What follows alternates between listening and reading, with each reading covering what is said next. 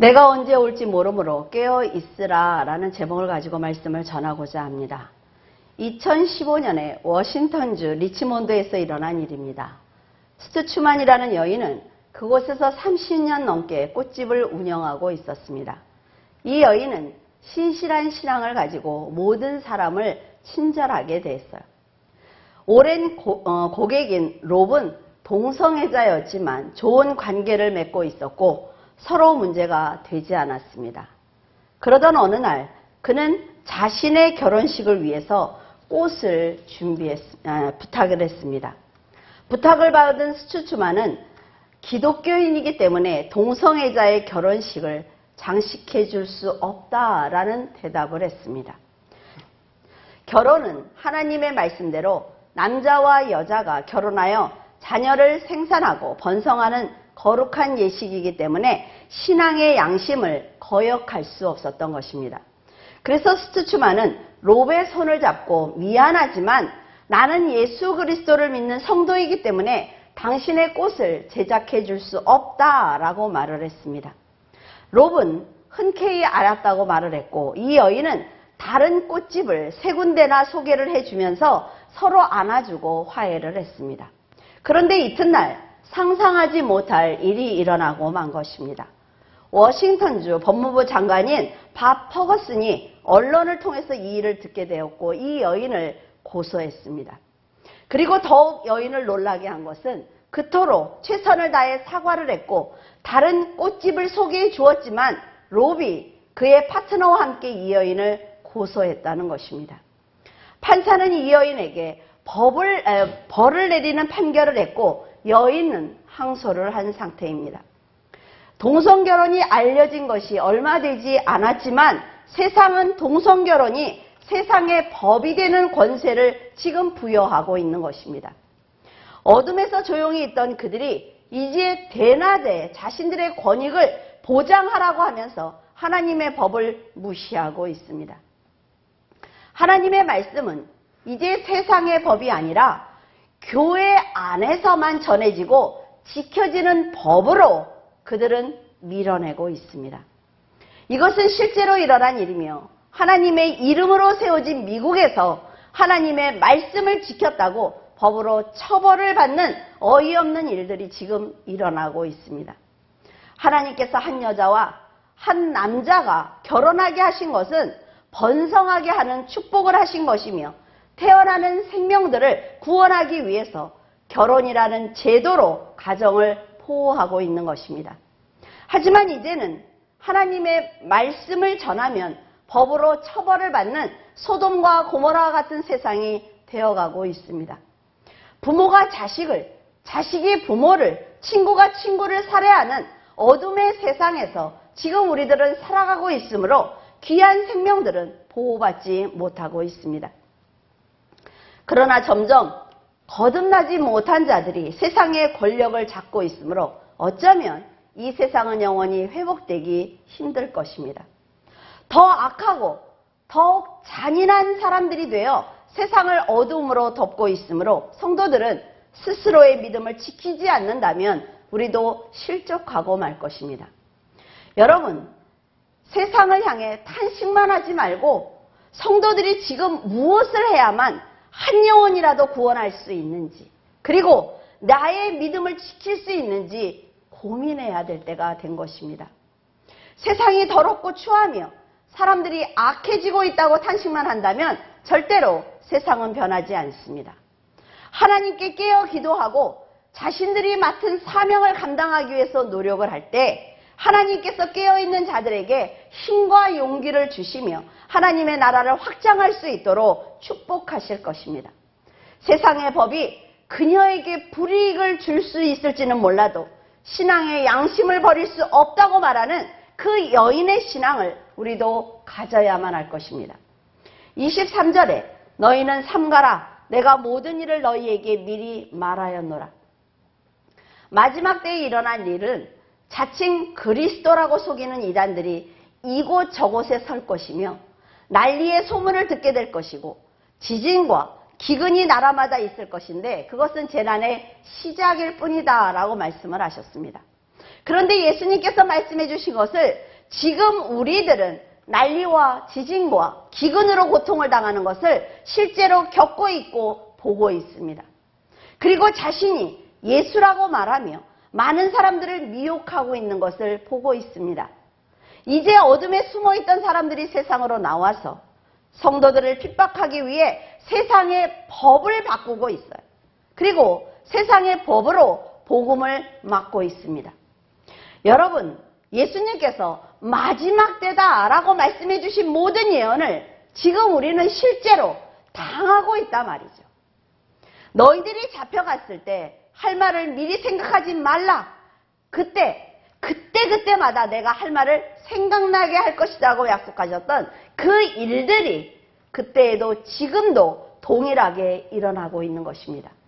그렇다면 이렇게 위급한 상황에 처한 성도들이 지금 게으른 자리에 있어서야 되겠습니까? 그들은 쉬지 않고 일하고 있는데 성도들은 교회를 다니고 있으니까 걱정이 없고, 세상이 변하는 것은 내 책임이 아니니까 방법이 없다고 가만히 있어서야 되겠느냐는 것입니다. 사탄은 하나님을 배신하고 나서 지금까지 쉬지 않고 부지런히 일하고 있습니다. 물론 성도들이 사탄을 상대할 수는 없지만 성도는 성령께서 함께 계시며 원하는 모든 것을 이루어 주시는 하나님의 보호를 받고 있습니다. 그럼에도 불구하고 성도들은 사탄을 두려워하고 세상을 동경하며 아무것도 하지 않고 있습니다. 예수님께서 말씀하시기를 내가 모든 것을 다 미리 말해 줬으니까 그 말만 잊지 않고 살아간다면 성도들이 세상을 바라보지 않을 것이라고 기대하고 계시는지도 모릅니다. 하지만 우리는 세상을 바라보면서 그 모든 말씀을 다 잊어버리고 있습니다. 눈에 보이는 것과 자신의 감정 그리고 얻을 이익에만 마음을 쏟으면서 예수님께서 그토록 부탁하셨던 그리고 경고하셨던 그 일들이 실제로 일어나고 있는 것을 알면서도 성도들은 무관심하고 있습니다. 그렇다면 정말 해가 어두워지고 달이 빛을 내지 않으며 별들이 하늘에서 떨어지고 하늘에 있는 권능이 흔들리는 것을 실제로 보게 되면 어떻게 하시겠습니까? 정말 예수 그리스도께서 구름을 타고 큰 권능과 영광으로 오시는 것을 보면서 우리가 그 자리에 동참하지 못하게 된다면 어떻게 하시겠습니까? 예수 그리스도께서 구름을 타고 큰 권능과 영광을 가지고 오실 때 공중으로 올라가서 영접해야 하는데 천사들의 도움을 받지 못하게 된다면 그때는 어쩌시겠습니까? 그 마지막 날에는 하나님께서 천사들을 보내셔서 택한 자들을 땅끝에서부터 하늘 끝까지 사방에서 모으실 것입니다. 그때 여러분이 그 자리에 있어야 하는 것입니다. 하나님께서 부르실 때 가지 못한다면 세상이 받는 심판을 함께 받아야 합니다. 세상이 무너지는 것을 직접 봐야만 하는데 예수님께서 이것까지 모두 다 말씀해 주셨음에도 불구하고 아무것도 하지 않는다면 어떻게 하시겠습니까?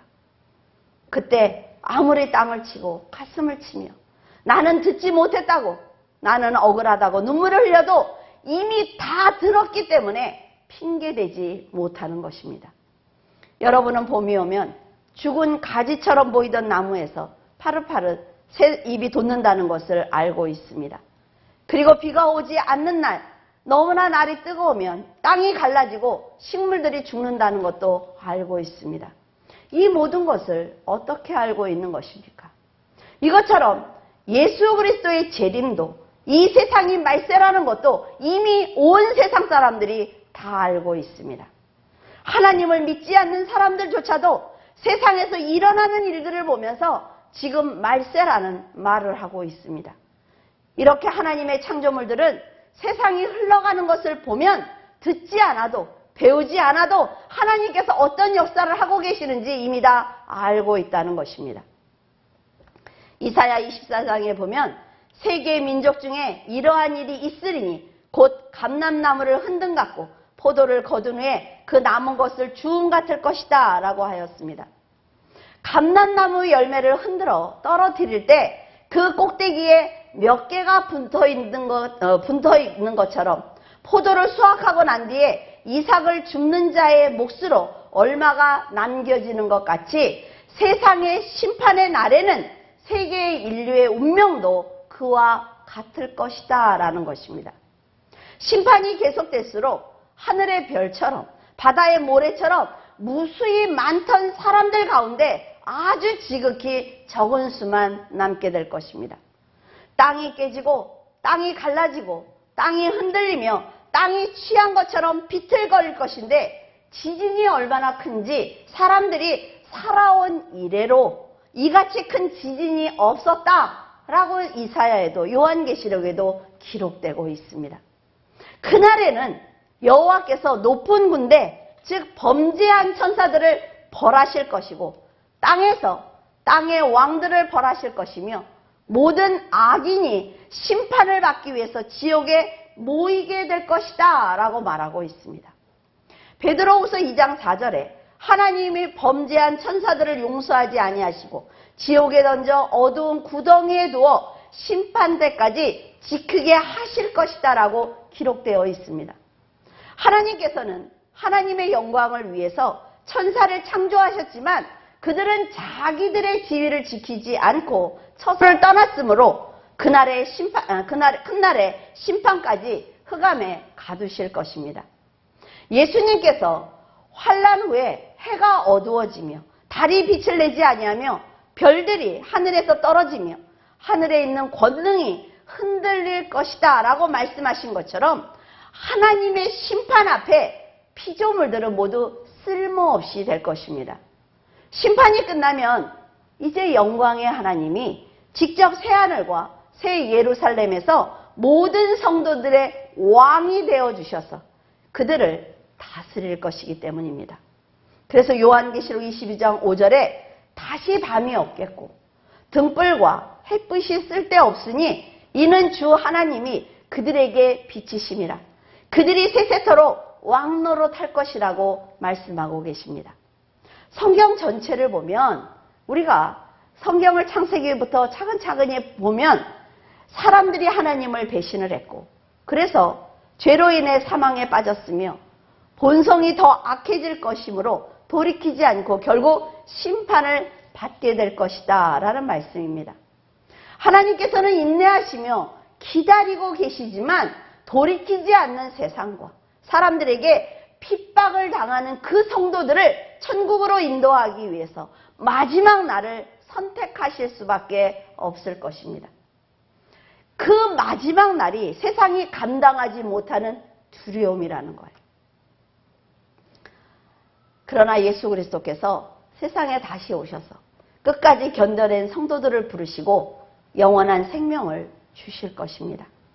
이 모든 것이 성경이 정말로 알려주는 진실이라면 성도들은 지금 돌이켜야만 합니다. 하나님의 진노를 받는 사탄과 세상에 동참하지 말아야만 하는 것입니다.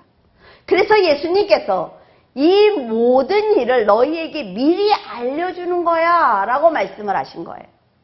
이렇게 모든 것을 알고도 행치 않는 것처럼 어리석은 것은 없습니다. 29절에서 31절에 이와 같이 너희가 이런 일이 일어나는 것을 보거든 인자가 가까이 곧 문 앞에 이른 줄 알라. 내가 진실로 너희에게 말하노니 이 세대가 지나가기 전에 이 일이 다 일어나리라. 천지는 없어지겠으나 내 말은 없어지지 아니하리라. 그리스도께서 지금 우리 집 문 앞에 도착해 계신다라는 생각을 가지고 살아야 한단 말이죠. 하나님은 하루가 1000년 같으신 분입니다. 그래서 하나님이 결정하기만 하면 그날이 마지막 날이 되는 거예요. 천지는 없어지겠지만 예수님의 말씀은 없어지지 않는다라는 말씀은 예수님이 바로 하나님이기 때문에 그렇습니다. 말씀으로 천지를 창조하신 분이에요. 영원히 살아계신 분이기 때문에 그 말씀도 영원하다는 것입니다. 예수님께서 하신 말씀이 영원히 없어지지 않는다면 예수님께서 우리에게 미리 말씀해 주신 이 모든 것도 끝까지 성취될 것입니다. 여러분, 예수 그리스도께서는 분명히 재림하실 것입니다. 하지만 그날과 그때는 아무도 모르나니 하늘에 있는 천사도 모르고 아들도 모르고 아버지만 아신다라고 말했어요. 그렇기 때문에 천사도 아들도 모르는 그 재림의 날을 알기 위해서 점치지 않기를 바랍니다. 하나님을 믿는다는 성도조차 지금 그날을 계산하고 있단 말이죠. 그날을 계산하면 알아낼 수 있는 것처럼 생각하는 것을 보면 안타깝기 그지없습니다. 천사는 물론 아들도 모른다는 그 말을 왜 계산하고 있는지 전혀 알 수가 없어요. 그날을 계산하는 자체가 이단인 것입니다. 그날을 알아낼 수 있다고 자신하는 사람들을 보면 과연 하나님께서 예수님의 말씀을 거역하는 그런 자들을 구원하실 것인지 궁금하기까지 합니다. 예수님께서 그날은 아무도 모르고 오직 그날을 택하신 하나님만 알고 계신다고 말씀하셨다면 그날에 부끄럽지 않기 위해서 오늘을 잘 살면 되는 것입니다. 오늘 하나님의 말씀을 지키지 못하고 세상과 타협하는 우리들이 그날을 왜 기다리고 있는 것이며 그날을 계산해서 얻는 이익이 과연 무엇입니까? 그들은 지금 말씀대로 살지도 못하면서 예수 그리스도를 만나면 축복을 받고 칭찬을 받을 자신이 있기 때문에 그날을 기다리고 있는지도 모릅니다. 예수 그리스도께서 오시는 그날을 우리는 알지 못하기 때문에 늘 깨어 있어야 한다라고 말씀하고 계십니다. 가령 사람이 집을 떠나 타국으로 갈 때에 그 종들에게 각각 사물을 맡기면서 내가 언제 올지 모르니까 깨어 있어라 라고 말하는 것과 같습니다.